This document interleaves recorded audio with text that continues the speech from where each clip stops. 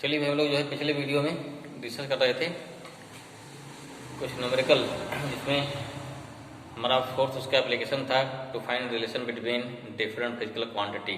ठीक है, हमने एक डेवलप किया था एक फार्मूला T = 2π√L/g, जिसमें था आपका time period of simple pendulum. ठीक है, आज कुछ न्यूमेरिकल और लेते हैं एग्जांपल, जिससे आपको इस पर कैसे लगाना क्वेश्चन को एकदम क्लियर हो जाए, फिर उस बेस पे आप क्वेश्चन को करेंगे। ठीक है, चलिए क्वेश्चन लिखिए, अगला क्वेश्चन लिखिए।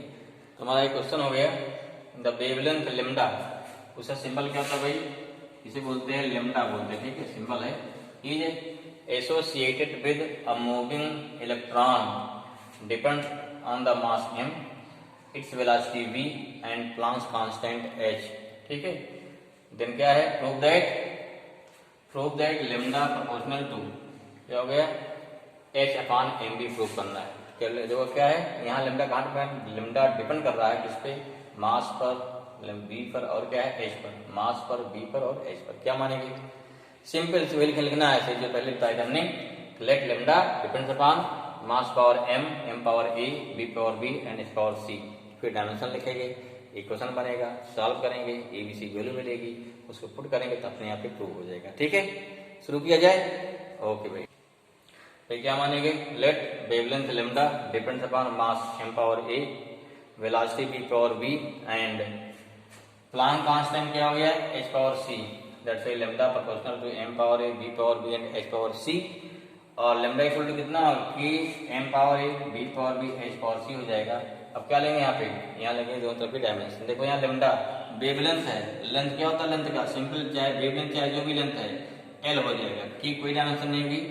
मास का m हो जाएगा पावर a, वेलोसिटी होता है Lt-1 पावर b, ऐसे फिर क्या लिखेंगे, प्लैंक कांस्टेंट का। ठीक है ना, तो डायमेंशन क्या हो गया h का, mL/T-1 पावर c। अब यहाँ क्या करेंगे, सारे इकट्ठा करिए, m पावर यहाँ l केवल अकेला है, इधर mL/T तीनों है, इसलिए m power 0, l power 1, t power 0। यहाँ m पावर a, देखो m पावर यहाँ c है, इसलिए a प्लस c हो जाएगा। यहाँ l पावर b है, यहाँ l पावर 2c हो जाएगा। यहाँ t power minus b, t power minus c। ठीक है, अब यहाँ दोनों के पावर कंपेयर कर दीजिए, a plus c equal to 0, equation number 2 बना, b plus 2c equal to 1, equation 3 बना, and minus b minus c equal to 0, equation क्या बना, 4 बना। ठीक है, अब तीनों इक्वेशन सॉल्व करना, सिंपल सा भाई। देखिए यहाँ देखो b plus 2c equal to 1, यहाँ b plus c equal to 0। हम क्या करें, 3 में से 4 को सब्ट्रैक्ट कर देंगे, लिख दिया 2 माइनस b कितना हो गया, b भी कट जाएगा, 2c minus c equal to क्या बना गया, c हमारा बना गया। c वैल्यू कहाँ पुट कर दिया, c वैल्यू हमने पुट कर दिया क्वेश्चन नंबर 4 में, इससे क्या मिला, जिससे हमको यहाँ मिल गया b इक्वल टू -1। ठीक है, और सब वही आगे इसको अब क्या करेंगे, अब यहाँ हम निकालना वैल्यू ऑफ निकालना, ई वैल्यू निकालना है। क्या करेंगे, पुटिंग वैल्यू ऑफ b, क्या करें, putting value of c, equation number 2 क्या हो गया, putting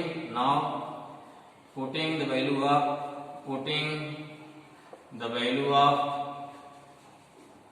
of c in equation 1, क्या मिलेगा हमको, a plus 1 equal to 0, a equal to कितना हो गया, -1 हो गया। नाउ फाइनली क्या हो गया, फाइनली, ठीक है ना, finally putting the value of a, b and c in equation 1 देखो क्या भाई, लेमडा इक्वल टू k है, m पावर a -1 हो गया, v पावर कितना हो गया, v हमारा -1 है, h पावर c है, +1 है c। ठीक है ना, अर्थात कितना हो गया, लेमडा इक्वल टू, क्लियर हो गया, पहले हमने ए बी सी रख दिया, और देखो जो पावर नेगेटिव उसको पॉजिटिव कर लीजिए, क्या हो जाएगा, तुम्हारा कितना हो गया, ये हो गया k h पावर h हो गया, नीचे हो गया m भी आ गया, k कहाँ से हटाइए, लेमडा क्या हो गया, प्रोपोर्शनल टू h पर m भी आ गया, प्रूफ हो गया। हमको यही क्या है, लाना है। क्लियर हो गया, कैसे करना है स्टेप जानिए, फिर इसके बाद जो क्वेश्चन सॉल्व करिए उसको। ठीक है, चलिए अगला टाइप देखिए, नेक्स्ट टाइप क्वेश्चन देखिए, एक और अलग टाइप का है। देखिए भाई तुम्हारा नेक्स्ट क्वेश्चन अगला है क्या, a large fluid star oscillates in shape under influence of its own gravitational field. Using dimensional analysis find the expression for time period of oscillation t in term of radius of star r mean density of fluid कितना हो गया rho and universal gravitational constant G. C में क्या मानना है, formula किस लिए निकालना है, टाइम पीरियड के लिए, जिसमें टी डिपेंड्स अपॉन क्या हो जाएगा R power A rho power B G power C. फिर क्या लिखेंगे, डायमेंशन लिखेंगे, इक्वेशन बनेंगे, पावर कंपेयर करेंगे, फिर सॉल्व करेंगे, एबीसी वैल्यू मिलेगी, सारी वैल्यू डाल दिया जाएगा, तुम्हारा आंसर आ जाएगा। ठीक है, सब में स्टेप वही, कोई नया नहीं है। ठीक है ना, तो फिर जब सॉल्व करेंगे इसको क्या मान लेंगे, let time period T it depends upon radius R power A density rho power B and universal gravitational constant ना, universal gravitational constant G power C, देखो T proportional to R power A rho power B G power C आ जाएगा, या T equal to कितना हो गया K R power A rho power B G power C आ गया। अब क्या रखेंगे भाई, सिंपल इतना आ गया, तब क्या करना है, दोनों तरफ की डायमेंशन लेना, डायमेंशन ले लीजिए, यहाँ टी का टी ही रहेगा, यहाँ के का कोई डायमेंशन, के कांस्टेंट है इसलिए कोई डायमेंशन नहीं, आर हो गया एल, रो हो गया M L minus 3 power B G, देखो कैपिटल जी क्या बोलते हैं, डायमेंशन थी M minus 1 L power 3 T minus 2, याद रखिएगा इसकी डायमेंशन जब तक नहीं याद करेंगे तब तक क्वेश्चन नहीं आपको आएगा, बात समझ में आई ना। तो गया ना, फिर क्या हो गया, अब यहाँ क्या है एम इकट्ठा कर लो, देखो यहाँ M power 0 L power 0 T power 1, देखो यहाँ एम और बी है और यहाँ माइनस है, इसलिए क्या है बी माइनस सी, एल आ जाओ एल पावर, देखो यहाँ एल है, यहाँ माइनस 3 भी है, यहाँ प्लस 3 सी है और टी केवल माइनस 2 सी है। अब क्या कर देंगे, कंपेयरिंग पावर बोथ साइड, दोनों तरफ की पावर कंपेयर कर दो, देखो कितना हो गया B minus C equal to कितना हो जाएगा 0, यहाँ हो गया B minus C equal to 0, equation number 2 क्योंकि ये हम मान चुके हैं। फिर क्या A minus 3b, A minus 3b plus 3c equal to कितना हो गया, एल भी 0 है, भी 0 आ गया भाई, इक्वेशन नंबर 3 हो गया। फिर क्या हो गया minus 2c, minus 2c equal to कितना हो गया, टी पावर यहाँ पे 1 है तो c इक्वल टू कितना हो गया, नंबर 4 हो गया, देयरफॉर क्या हो गया फ्रॉम इक्वेशन 4 कितना आएगा c इक्वल टू हो गया -1/2।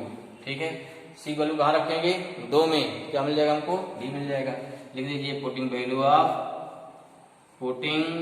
The value of C in equation किसमें 2 में, क्या हो जाएगा भाई, तो देखो b minus minus half equal to 0, b equal to कितना हो गया, फिर माइनस हाफ नहीं आ जाएगा इक्वल, ठीक है, b कितना हो गया, c वैल्यू मिल गई, b वैल्यू मिल गई, क्योंकि यहाँ पे क्या प्लस होगा फिर जाएगा माइनस हो जाएगा। अब क्या करेंगे, अब यहाँ हम लोग क्या करेंगे, यहाँ a और b की वैल्यू सॉरी b और c वैल्यू कहाँ रखेंगे 3 में, इसे मिलेगा वैल्यू किसकी a की, रखते हैं इसको।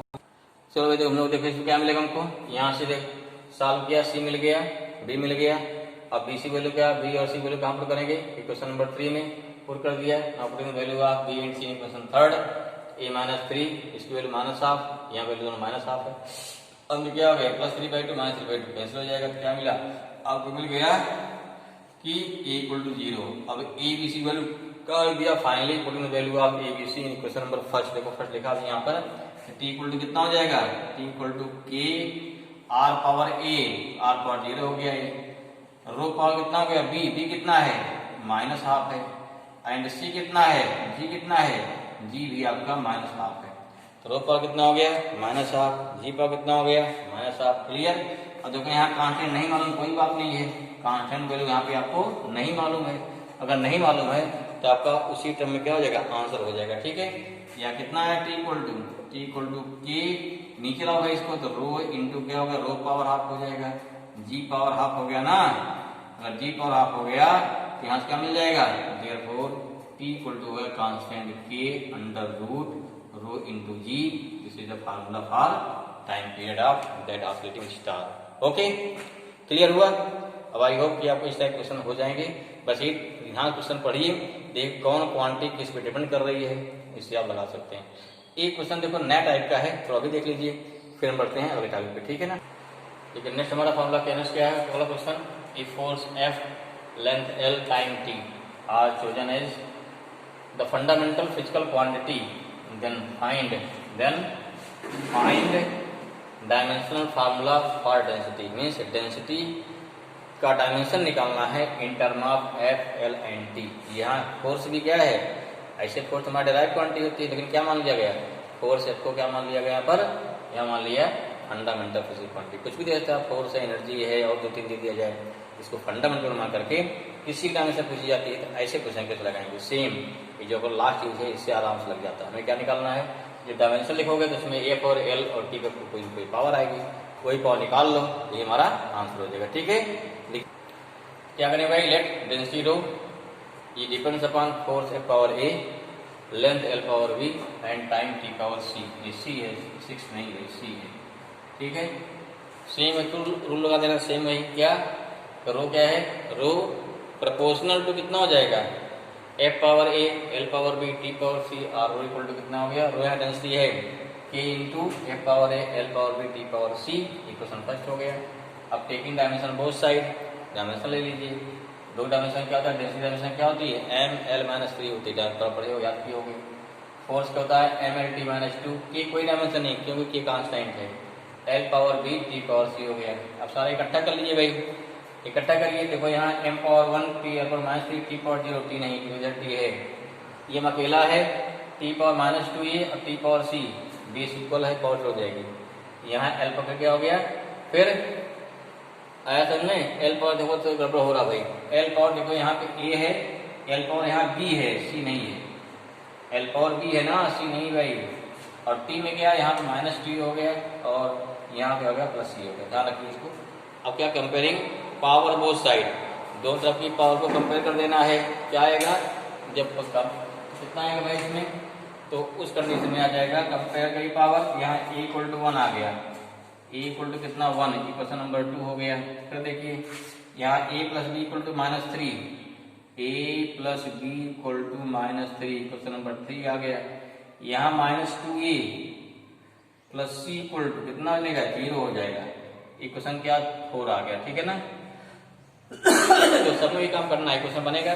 अब यहाँ से A B C value find करना है, ए वैल्यू 1 है, पुट करो दो में, ये होगा putting the value of A in equation क्या 3, क्या मिलेगा, तो यहाँ 1 प्लस बी इक्वल टू हो गया माइनस 3 हो गया, तो बी कितना आया minus 3 minus 1, B equal to minus 4 आ गया। ठीक है, आपको ए मालूम हो गया, बी मालूम हो गया। अब सी कैसे मालूम करेंगे, एक वैल्यू कहाँ पर करेंगे, एक वैल्यू पुट कर दो क्वेश्चन नंबर 4 में, पुट करें भाई, चलो पुट करिए, देखते क्या मिलता है। लिखिए next, putting the value of, next हो गया putting the value of A in equation 4, क्या मिलेगा, तो यहाँ हो जाएगा हमको minus 2 into 1 plus C equal to 0, C कितना आया 2 आ गया। अब ए बी सी बोले कहाँ देना है 1 में, therefore putting the value of a b and c in equation 1, क्या मिला आपको, क्या मिलेगा कितना, रो इक्वल टू मिल जाएगा के एफ पावर ए कितना 1 आया है, ठीक है, एल पावर बी कितना आया है -4 आया है, टी पावर सी कितना आया 2 आया है। हमें डायमेंशन चाहिए, देखो क्या, therefore डायमेंशन ऑफ रो कितना हो जाएगा, डायमेंशन कांस्टेंट नहीं रहता है, F power 1 T power -4 sorry L power -4 and T power कितना हो गया -2 हो गया, तो हमारी यही क्या हो जाएगी, यही डायमेंशन हो जाएगी। इस प्रकार से क्वेश्चन कहीं मिलता है तो आप इसको कर लेंगे ना, जैसे कहीं दिया गया है कि कोई फिजिकल क्वांटिटी कहाँ डिपेंड करती है, इन फंडामेंटल मान लिया जाए, तो इस प्रकार से क्या हो गया, हमें इस फिजिकल क्वांटिटी की डायमेंशन मालूम हो गया इन term of fundamental quantity. I this clear, okay भाई। चलिए अब आते हैं नेक्स्ट टॉपिक पे, ठीक है ना। तो नेक्स्ट हमारा क्या है, लिमिटेशंस ऑफ डायमेंशन, मतलब क्या इसके ड्रॉबैक है, क्या इसकी लिमिटेशन है, कहाँ तक इसकी पहुंच है। जैसे क्या सिंपल है, पहला क्या है कि लिमिटेड क्या इसमें डायमेंशन मेथड में हमें कांस्टेंट के जो आता है उसकी वैल्यू नहीं मालूम होती है, ठीक है ना, या तो आपको याद लिखिए या तो छोड़ देते हैं। दूसरा क्या है, किसी टर्म में साइन कास आ जाएगा तो उसकी डायमेंशन मेथड से फार्मूला नहीं पा सकते हैं। अगर कोई फार्मूला प्लस माइनस में आ गया, जैसे b equal to AT² plus BT आ गया, इसको निकालना है तो डायमेंशन मेथड से ए भी नहीं निकाल सकते हैं, ठीक। किसी में एक्सपोनेंशियल टर्म आ रहा है, लॉगरिथम टर्म आ रहा है, तो इस भी डायमेंशन से हम उस फार्मूले को डराइव नहीं कर सकते हैं। इस प्रकार से कई इसमें लिमिटेशन हैं, उसको ध्यान। बाकी जो सिंपल जिसके जो फॉर्मूले इंटू में आते हैं, ठीक है, या डिवाइड में आते हैं, उसी को हम इससे ड्राइव कर सकते हैं। ये इसकी मेजर लिमिटेशन है। चलिए उनको लिख लेते हैं, फिर क्या समझते हैं। ओके भाई, देखिए number 1, this the method does not give. Number 1 क्या हो गया, क्या हो गया, दिस मेथड क्या हो गया, दिस मेथड या the method of dimension, the method of dimension does not give, क्या हो गया, does not give any information about the dimensionless constant की, कोई इंफॉर्मेशन नहीं देता है। ठीक है, और देखते दूसरा क्या है।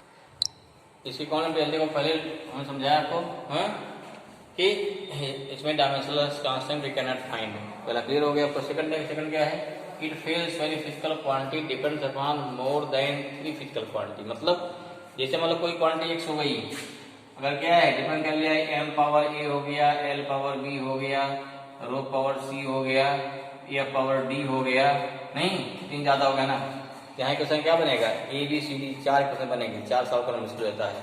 या मान लें क्या डेंसिटी दी होगी, मान लें क्या वेलोसिटी पावर डी ई हो गया। तो अगर कोई फिजिकल क्वांटिटी 3 से ज्यादा क्वांटिटी डिपेंड कर रहा है, तो उस कंडीशन पे जो इक्वेशन बनेगा वो काफी टफ बनेगा, जल्दी सॉल्व नहीं होगा, वहाँ दिक्कत काफी पड़ जाती है। इसलिए क्या है, इसको ड्राइव करने में बहुत ज्यादा ये क्या करेगा, अपना रोल नहीं निभा पाएगा। दैट्स व्हाई ये भी इसकी लिमिटेशंस होगी। क्लियर हुआ। नेक्स्ट क्या है, it fails when physical quantity is क्या है, द सम और डिफरेंस ऑफ 2 और मोर क्वांटिटी। जैसे क्या है, s equal to u2, s equal to ut we can derive, but s equal to ut plus half at square we can not derive. ठीक है, s equal to half at square derive हो जाएगा, अलग अलग होगा, है, लेकिन दोनों एक साथ में है, ये डिराइव नहीं सकता है। तो किसी में अगर सम आ गया, डिफरेंस आ गया, तो वहां पे हमारा क्या हो जाएगा, फेल हो जाएगा। अगला क्या है, it fails to derive relationships which involve trigonometric functions, logarithmic functions और एक्सपोनेंशियल फंक्शन। अगर कहीं पे फंक्शन आ रहे हैं तो वहां पर फिर क्या होता है, फिर फेल हो जाता है। इसमें क्या इसकी लिमिटेशंस हैं। ठीक है, तो ध्यान पढ़ लीजिए एक बार। ये हमारा इतना पूरा यहाँ तक रहा, यहाँ तक हमारा रहा डायमेंशन एनालिसिस। ठीक है, इसका मतलब चालू होगा आपका एरर। ठीक है, क्या होगा, एरर जिसे बोलते हैं फिजिकल एरर। उसके जानने के पहले कुछ और पॉइंट आएंगे, जिसे बोलते हैं क्या, पहला बताएंगे, डिस्कस करेंगे किसके बारे में। पहले आएगा सिग्निफिकेंट फिगर्स, इस ऑल्सो वेरी इंपॉर्टेंट। ये टॉपिक मिलेगा, केमिस्ट्री मिलेगा, फिजिक्स दोनों मिलता है।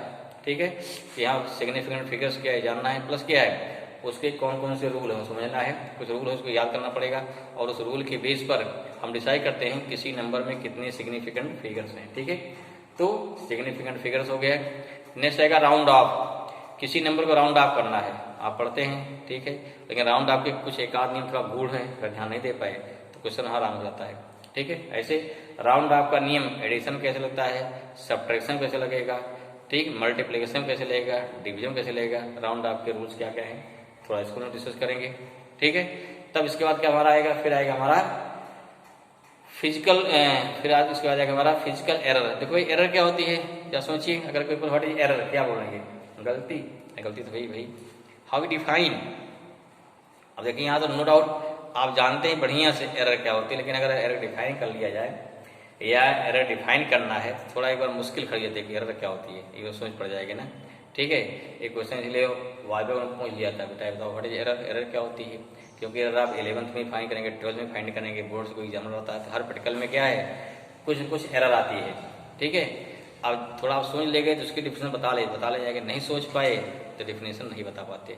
मीन्स उसको जो चीज़ कहने वाले हैं, जो आप समझ रहे हैं, उस चीज़ को वर्ड में डिफाइन कर देना है। एरर समझ रहे हैं, जानते भी बढ़िया, गलती क्या देखो बढ़िया मालूम है ना, लेकिन फिर भी क्या है, गलती क्या है समझा नहीं पा रहे हैं ना। चलिए कोई बात समझा देते हैं। क्या होता है भाई, किसी मेजरमेंट की एक स्टैंडर्ड वैल्यू होती है, सही एक्यूरेट वैल्यू होती है। ठीक है, और आपने जो मेजर किया वो थोड़ा क्या स्टैंडर्ड से कम आई ना, कम आई या ज़्यादा आई, दोनों गलती हो गई ना। ज़्यादा मेजर कर दिया तो भी गलती हो गई, कम मेजर किया तो भी गलती हो गई। ठीक है, हर चीज़ के मानक होता है ना, अगर उस मानक से आप हटके काम किए तो जो स्टैंडर्ड से हटके काम कर रहे हैं तो ये क्या होगी, आपकी गलती हो गई ना। जैसे आप कहीं भेजा गया आपको भेजा गया चौक, आप कहीं और चले गए, मीन्स क्या हो गया, जो आपका डेस्टिनेशन है, जो मानक है, जो दिया गया स्टैंडर्ड है, वहाँ से आप डिबेट हो गए ना, तो आपने गलती किया फिर। ठीक, इसलिए क्या होता है, the difference between standard value and measured value of any physical quantity is known as physical error. ठीक है, क्या होता है, इसे बोलते हैं फिजिकल एरर बोलते हैं। फिर देखेंगे एरर के कौन कौन से टाइप है, जिसमें कई टाइप है, सिस्टमेटिक एरर है, रैंडम एरर है, क्रॉस एरर है, ठीक है, इंस्ट्रूमेंटल एरर है, तो कई टाइप है। फिर एब्सोल्यूट एरर है, परसेंटेज एरर है, रिलेटिव एरर है, और इन सब पे क्या मिलेगा, न्यूमेरिकल, मैंने यहाँ से भी न्यूमेरिकल आपको मिलेगा, तो इसको हम लोग डिस्कस करेंगे नेक्स्ट वीडियो में। ओके, आपको नो डाउट बड़ी इंटरेस्टिंग वीडियो होगी, बशर्ते क्या है आप देखेंगे तो बहुत इंटरेस्ट आएगा, नहीं देखें भाई तो और ज़्यादा इंटरेस्ट आएगा, देखिए इंटरेस्ट आएगा। ओके ना, चलिए भाई।